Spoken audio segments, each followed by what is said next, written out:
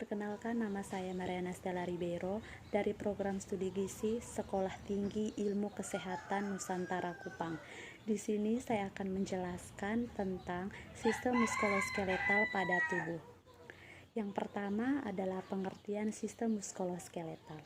Sistem muskuloskeletal terdiri dari kata muskulo yang berarti otot dan skeletal yang berarti tulang.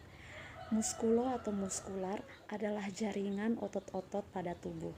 Ilmu yang mempelajari tentang muskular atau jaringan otot-otot disebut miologi. Sedangkan skeletal atau osteo adalah kerangka tubuh yang terdiri dari tulang dan sendi. Muskulos atau muscle otot merupakan organ tubuh yang mempunyai kemampuan untuk mengubah energi kimia menjadi energi mekanik atau gerak sehingga dapat berkontraksi menggerakkan rangka. Otot disebut alat gerak aktif karena mudah berkontraksi dan mampu menggerakkan tulang. Pada tubuh manusia terdapat kurang lebih 600 buah otot. Sebagian besar otot-otot tersebut diletakkan pada kerangka tubuh dan sebagian kecil yang lain melekat di bawah permukaan kulit. Gabungan otot-otot yang berbentuk kumparan adalah sebagai berikut. 1.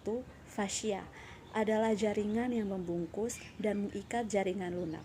Fascia berfungsi sebagai mengelilingi otot, menyediakan tempat tambahan otot, memungkinkan struktur bergerak satu sama lain, serta menyediakan tempat peredaran darah dan saraf. Yang kedua adalah ventricle atau empal, yaitu bagian tengah yang mengembung.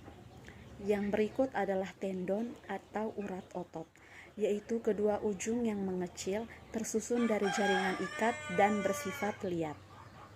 Yang berikut adalah sistem muskuler. 1. Otot. Semua sel-sel otot mempunyai kekhususan yaitu untuk berkontraksi.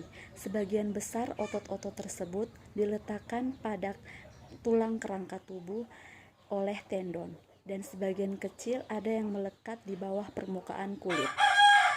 Sistem muskuler ini terdiri dari otot, tendon, dan ligamen. A. Fungsi sistem muskuler. Adapun fungsi sistem muskuler otot meliputi hal berikut ini.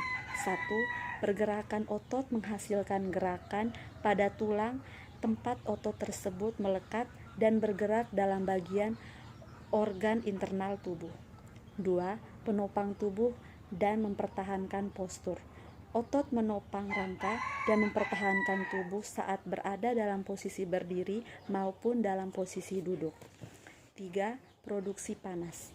Kontraksi otot-otot secara metabolis yang menghasilkan panas untuk mempertahankan suhu tubuh normal. B. Ciri-ciri sistem muskuler. Sistem muskuler memiliki ciri-ciri sebagai berikut. 1. Kontraksilitas. Serabut otot berkontraksi dan menegang yang dapat atau tidak melibatkan pemendekan otot. 2. Ekstabilitas. Serabut otot akan merespon dengan kuat jika disimulasi oleh impuls saraf. 3. Ekstensibilitas. Serabut otot memiliki kemampuan untuk melebihi panjang otot saat rileks. Yang keempat adalah elastisitas. Serabut otot dapat kembali ke ukuran semula setelah berkontraksi atau meregang. C. Jenis-jenis otot. Otot dibedakan menjadi otot rangka, otot polos, dan otot jantung. 1. Otot rangka merupakan otot lurik volunteer yang melekat pada rangka. Karakteristik otot rangka adalah sebagai berikut. 1. Serabut otot sangat panjang sampai 30 cm, berbentuk silindris dengan lebar berkisar 10 mikron sampai 100 mikron. 2. Setiap serabut memiliki banyak inti yang tersusun di bagian perifer. 3. Kontraksinya sangat cepat dan kuat. Struktur mikroskopis otot rangka adalah sebagai berikut. 1. Otot skelet disusun oleh bundel-bundel paralel yang terdiri dari serabut-serabut berbentuk silinder yang panjang disebut myofiber atau serabut otot. 2. Setiap serabut otot sesungguhnya adalah sebuah sel yang mempunyai nukleus di tepinya. 3. Sitoplasma dari sel otot disebut sarkoplasma yang penuh dengan bermacam-macam organela. Kebanyakan berbentuk silinder disebut dengan miofibril. Yang keempat adalah miofibril, disusun oleh miofilamen yang berbeda-beda ukurannya, yaitu yang kasar terdiri dari protein miosin, sedangkan yang halus terdiri dari protein aktin. 2. Otot polos merupakan otot tidak berlurik dan involuntar. Jenis otot ini dapat ditemukan pada dinding berongga seperti kandung kemih dan uterus, serta pada dinding tuba seperti pada sistem respiratorik, pencernaan, reproduksi, urinarus, dan sistem sirkulasi darah. Struktur mikroskopis otot polos adalah sakroplasmanya terdiri dari miofibril yang disusun oleh miofilamen. Ada dua kategori otot polos berdasarkan cara serabut otot distimulasi untuk berkontraksi, yaitu sebagai berikut. 1. Otot polos unit ganda ditemukan pada dinding pembuluh darah besar, pada jalan udara besar traktus respikariotik, pada otot mata yang memfokuskan lensa dan menyesuaikan ukuran. 2. Otot polos unit tunggal atau visceral ditemukan tersusun dalam lapisan dinding organ berongga atau viscera. Otot ini bereksitasi sendiri atau miogenik dan tidak memerlukan stimulasi saraf eksternal untuk hasil dari aktivitas listrik spontan. 3. Otot jantung. Otot jantung merupakan otot lurik yang disebut juga serat lintang involuntar. Karakteristik otot ini hanya dapat terdapat pada jantung. Otot jantung mempunyai sifat bekerja terus-menerus setiap saat tanpa henti. Tapi, otot jantung juga mempunyai masa istirahat, yaitu setiap kali berdenyut. Struktur mikroskopis otot jantung mirip dengan otot skelet. Panjang sel otot jantung berkisar antara 85 sampai 100 mikron dan diameternya adalah 15 mikron. Berdasarkan gerakannya, otot dibedakan menjadi otot antagonis dan otot sinergis. Otot antagonis yaitu hubungan antar otot yang cara kerjanya bertolak belakang atau tidak searah, menimbulkan gerak berlawanan. Sedangkan otot sinergis adalah hubungan antar otot yang cara kerjanya saling mendukung atau bekerja sama sehingga menimbulkan gerakan searah. Berdasarkan letaknya, otot dapat ditemukan di berbagai daerah tubuh dengan nama-nama otot tertentu. Hansen dan Huxley mengemukakan teori kontraksi otot yang disebut model sliding filaments. Model ini menyatakan bahwa kontraksi berdasarkan adanya dua set filamen di dalam sel otot kontraktil yang berupa filamen aktin dan miosin. Ketika otot berkontraksi, aktin dan miosin bertautan dan saling menggelincir satu sama lain, sehingga sarkomer pun juga memendek. Hal ini menyebabkan otot berkontraksi, sehingga otot yang melekat pada tulang bergerak. Saat berkontraksi, otot membutuhkan energi dan oksigen.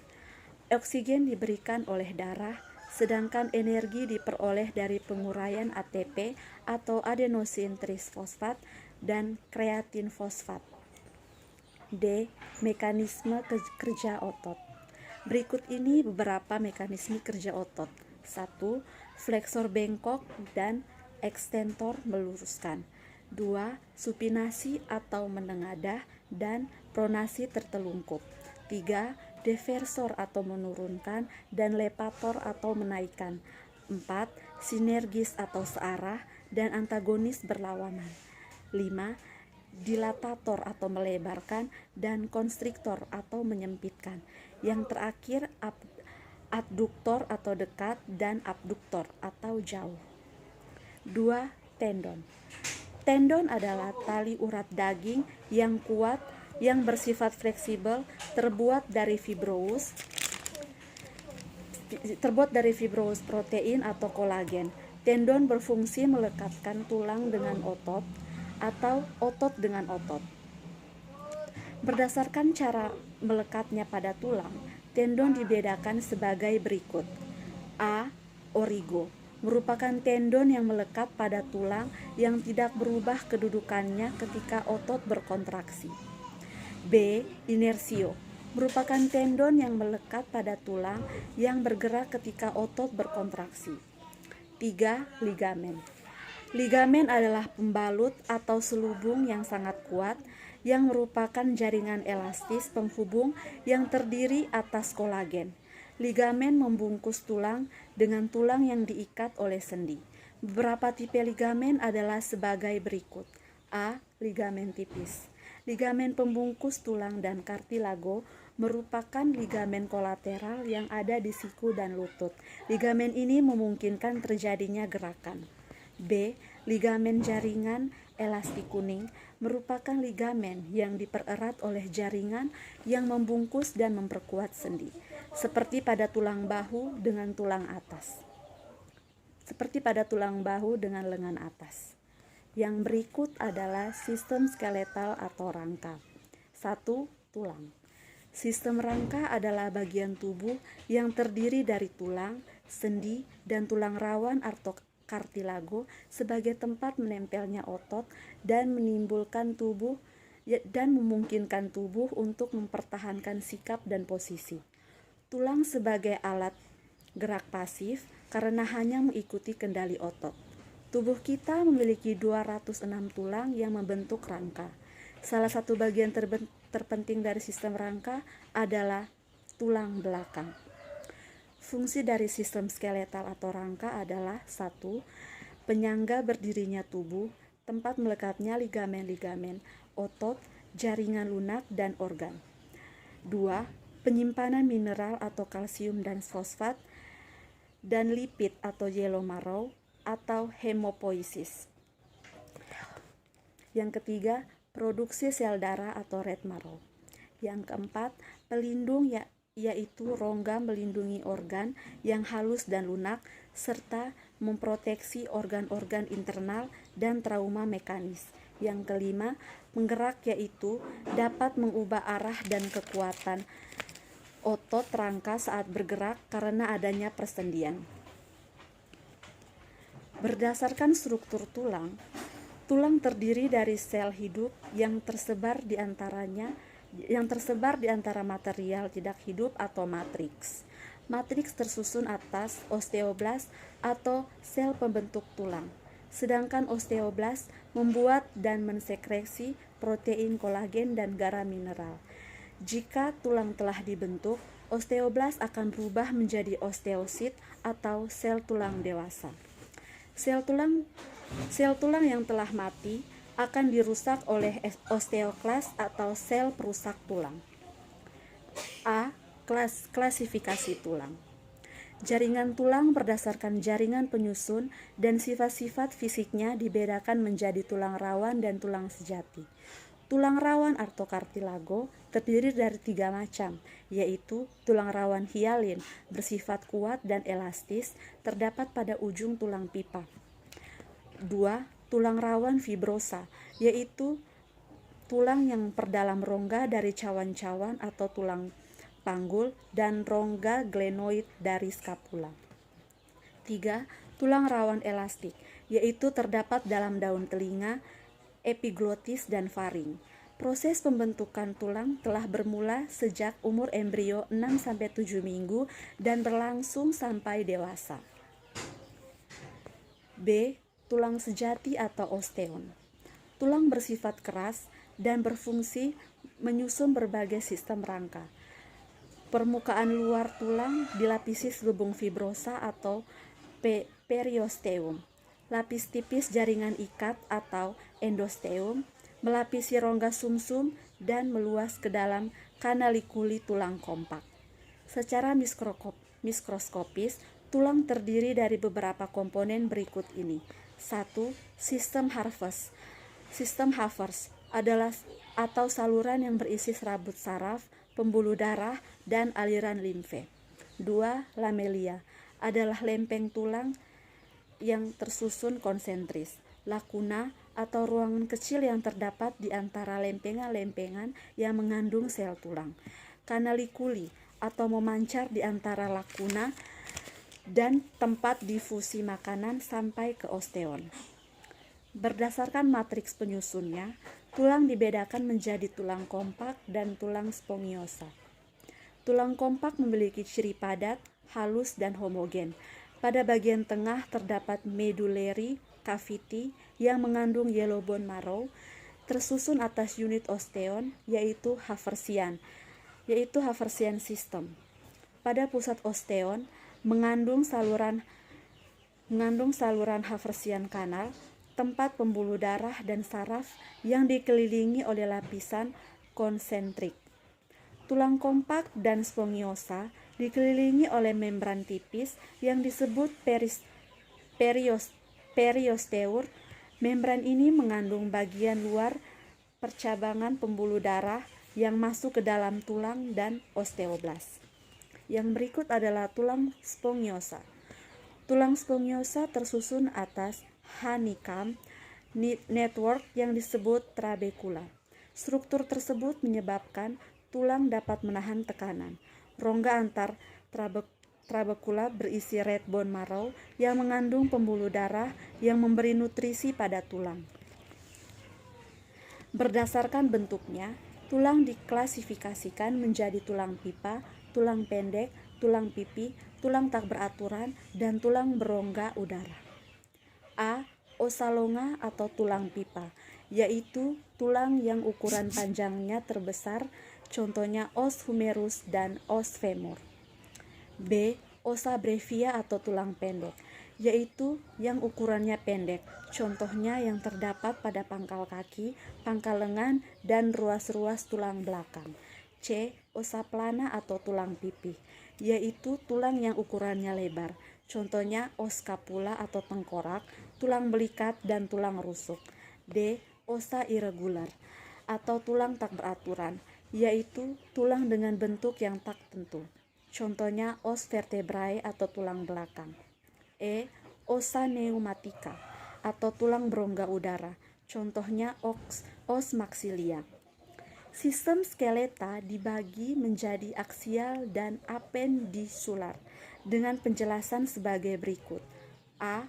Aksial atau rangka aksial terdiri dari tengkorak kepala atau kranium dan tulang-tulang muka, kolumna vertebralis atau batang tulang belakang, koste atau tulang-tulang rusuk, dan sternum atau tulang dada.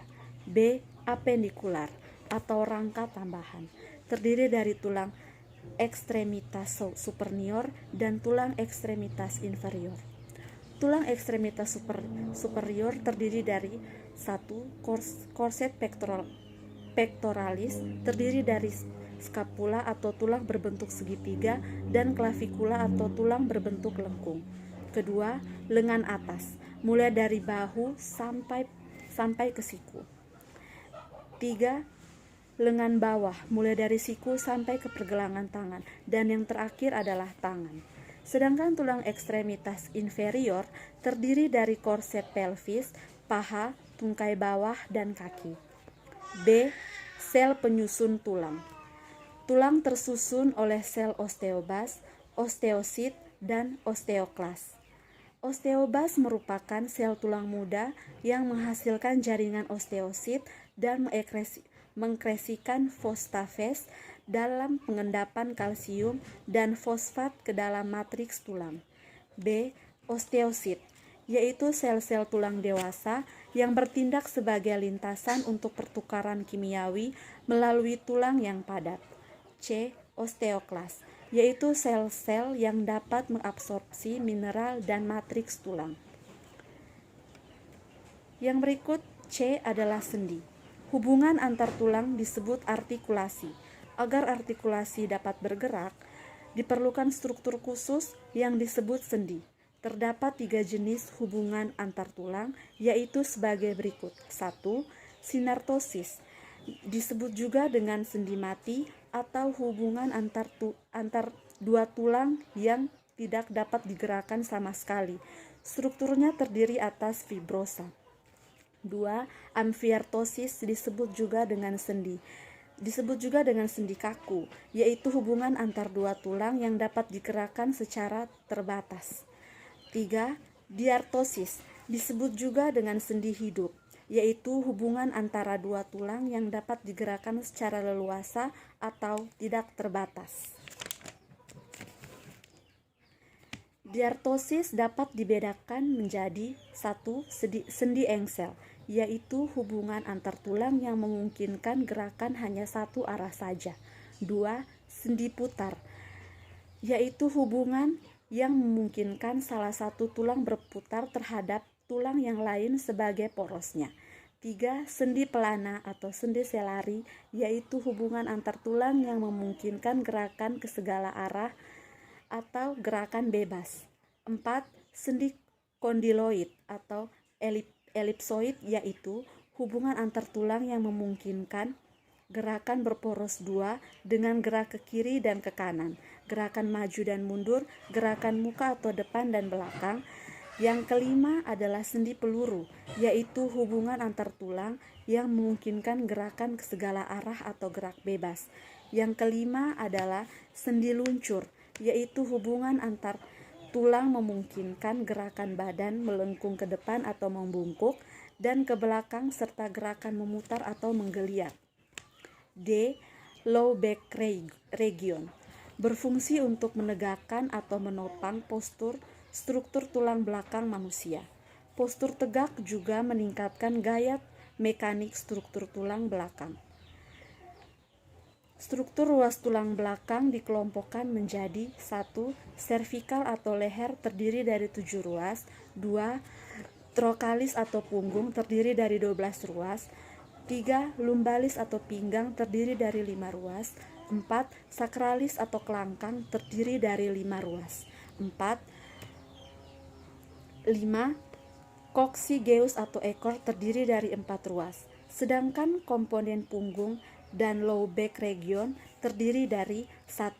Otot punggung, ditunjang oleh punggung, perut, pinggang, dan tungkai yang kuat dan fleksibel. Otot-otot punggung terdiri dari spina erector yang terdiri dari massa serat otot berasal dari belakang, sakrum dan bagian perbatasan dari tulang innominate dan melekat ke belakang kolumna vertebra dengan serat yang selanjutnya timbul vertebra dan sampai oksipital dari tengkorak. B. Latissimus dorsi adalah otot datar yang meluas pada belakang punggung. Yang berikut adalah diskus. Diskus merupakan bantalan tulang rawan yang berfungsi sebagai penahan goncangan terdapat di antara vertebrae sehingga memungkinkan sendi-sendi untuk bergerak secara halus. Gluteus maximus. Gluteus maximus adalah otot-otot dari bokong. Otot-otot tersebut timbul dari permukaan sebelah luar ilium. Sebagian gluteus maximus timbul dari sebelah belakang sakrum.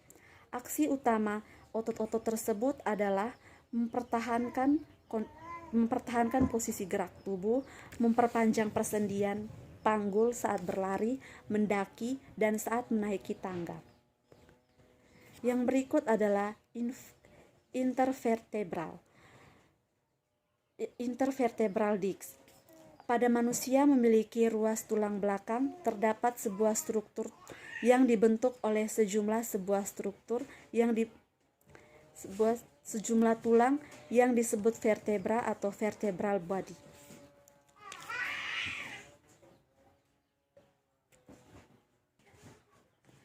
Susunan tulang rawan ini terbagi menjadi 3 bagian sebagai berikut. 1. Nucleus pulposus memiliki kandungan yang terdiri dari 14% proteglikan, 77% air, dan 4% kolagen. 2. Annulus fibrosus mengandung 5% proteoglikan, 70% air, dan 15% kolagen. Cartilage cartilage and plaque, terdiri dari 8% proteogliken, 55% air, dan 25% kolagen. Yang berikut adalah tulang leher, terdiri dari 7 ruas, mempunyai badan ruas kecil dan lubang ruasnya besar. Tulang-tulang yang terdapat pada leher yaitu 1. Os hyoideum, 2. Cartilago, 3. Prominentia laringea, 4. Cornus superius, 5. Cartilago yang kelima adalah cartilago cricoidea.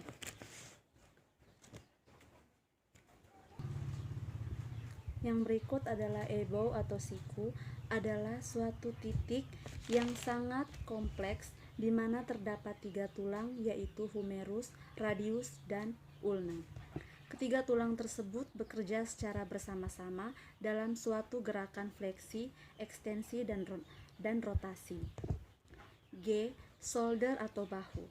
Tulang-tulang pada bahu terdiri dari clavikula atau tulang selangka, merupakan tulang berbentuk lengkung yang menghubungkan lengan atas dengan batang tubuh.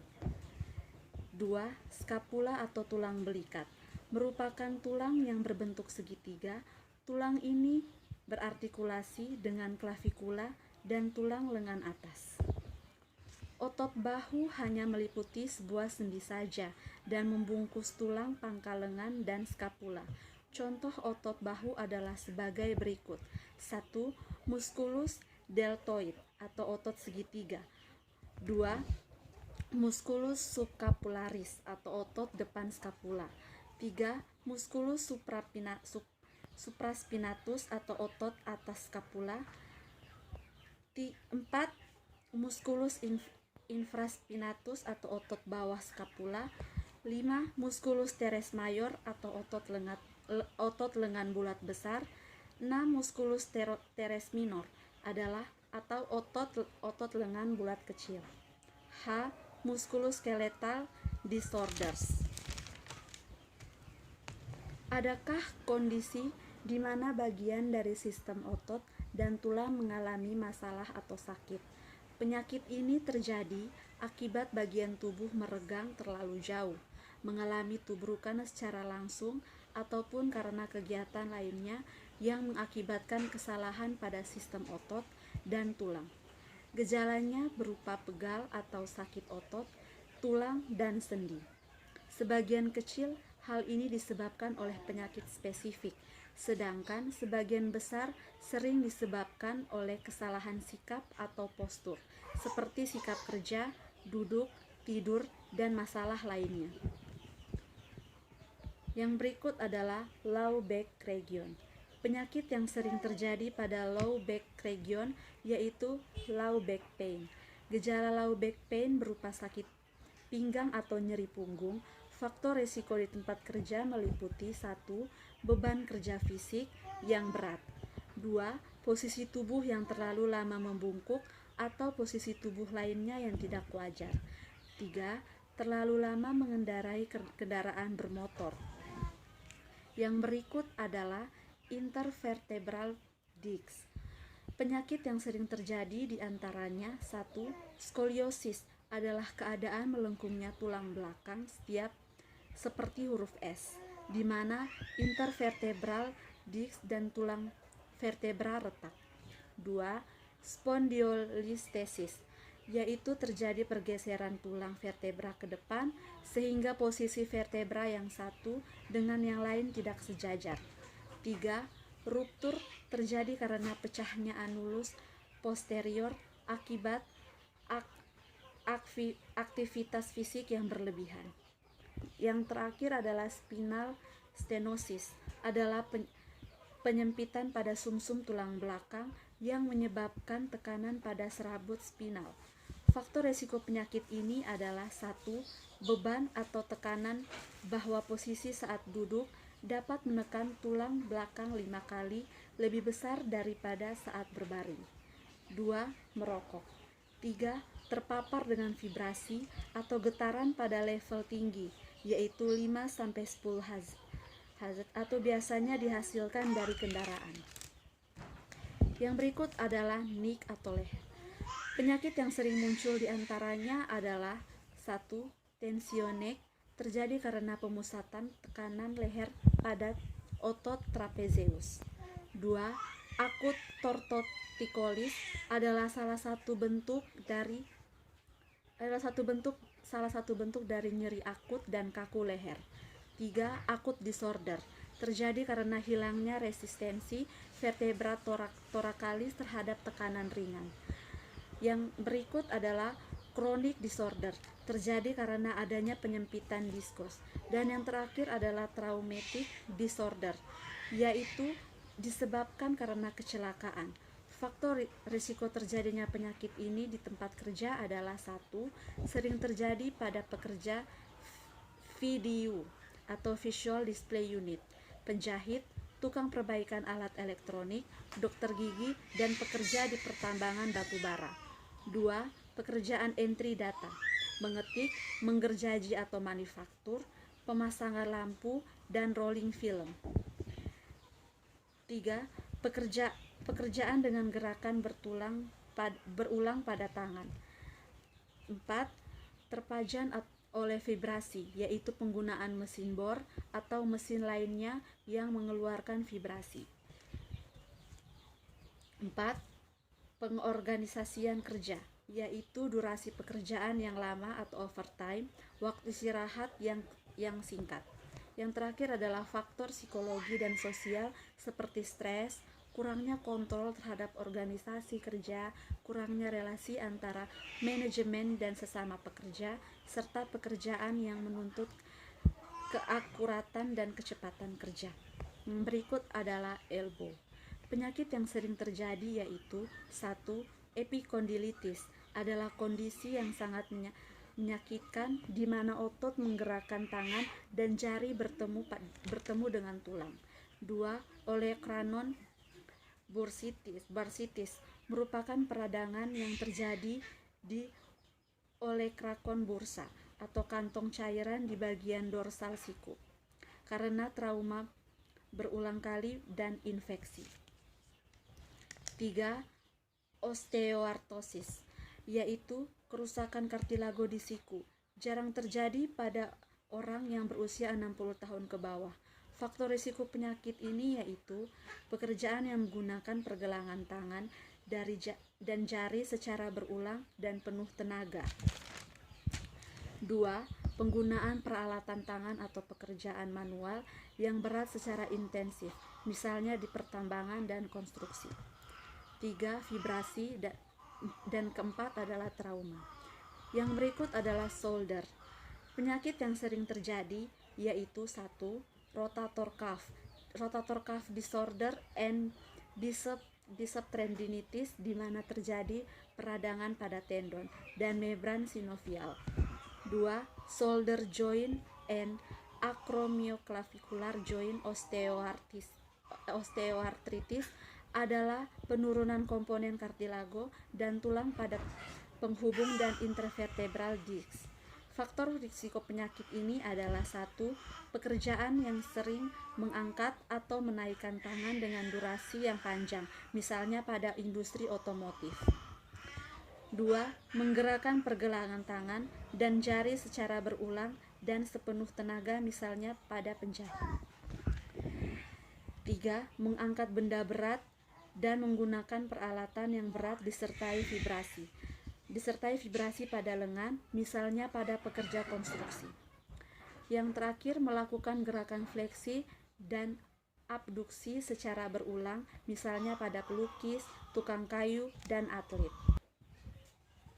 Berikut ini juga beberapa penyakit lain yang berhubungan dengan muskuloskeletal, yaitu 1. Primary fibromyalgia atau yang disebut juga penyebab penyakit yang tidak diketahui, ditandai dengan rasa lelah yang menyerang pada pagi hari dengan gejalanya yaitu lemas, kaku, dan bengkak pada jari.